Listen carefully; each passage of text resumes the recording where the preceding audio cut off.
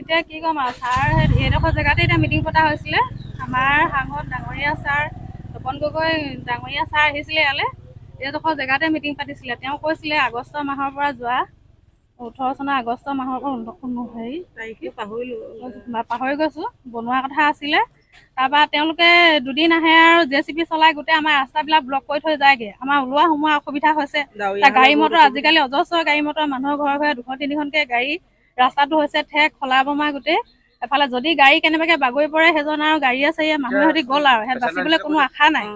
তাৰপৰা এতিয়া আমাৰো ওলোৱা সোমোৱা দিগদাৰ। আকৌ পেচেণ্ট এইফালে বেমাৰী পেচেণ্ট নিলে মানে এতিয়া গাড়ী বহুত কষ্ট পায় তাৰমানে গাড়ীত যাবলৈ।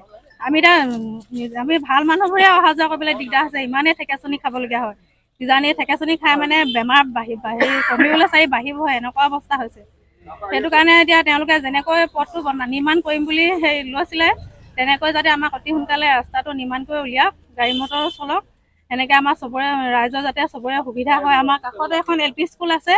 LP স্কুলখনৰ কাৰণে এতিয়া ল'ৰা ছোৱালীবোৰ অহা যোৱা কৰিবলৈ তাৰমানে কোনোজন যদি গাৰ্জেন লগত নাহে দিগদাৰ আছে মানে গাড়ী মটৰ পৰা পাৰ হৈ যাবলৈ। ৰাস্তাটোৰ পৰা গাড়ী মটৰ পৰা এতিয়া গাৰ্জেন মানে অনবৰত আহিবই লাগিব। ছুটি দিয়া মাত্ৰক আহিব লাগিব, ল'ৰা থ'বলৈ আহিব লাগিব। সেনেকৈ অনা নিয়া কৰিবলৈ মানে এজন গাৰ্জেন লাগেই। তাৰমানে নহ'লে মানে ল'ৰা অকলে ওলাই যাবলৈ দিগদাৰ স্কুলৰ পৰা ওলাই যাব।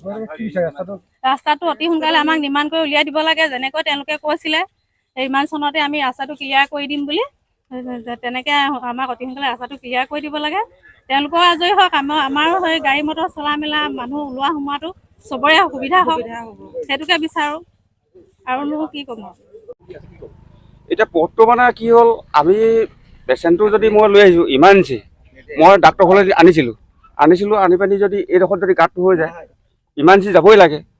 ঘপককৈ 3 চকাৰ ৰাস্তাহে গাড়ী ই ৰিক্সা 3 চকা পটককৈ পাল্টি মাৰি দিলে। কাৰণ কেলৈ যাবই লাগিব ইমাৰ্জেঞ্চি, তেওঁক নিবই লাগিব, ডাক্তৰ ঘৰ পোৱাবগৈ লাগিব। ৰাস্তা পদূলি কি অৱস্থা দেখিছে আপোনালোকে। কিমান বছৰৰ পৰা হৈ আছে? এইটো 10 বছৰমান হৈ গৈছে। আকৌ ৰাস্তাটো আহিছিলে বুলি কৈছিলে। আহিছে কিন্তু মানে এতিয়ালৈকে এসপ্তাহ কাম লগাই এমাহে নলগায়। সেনেকুৱা হেমাহীন মানে টকা 6 কোটি নে কিমান কোটি 6 কোটি টকা আহিছিল। ইলেকশ্যনৰ আগত কাম লগাইছিলে। তাৰপিছত এতিয়া এসপ্তাহ কাম লগাই এমাহে নলগায়।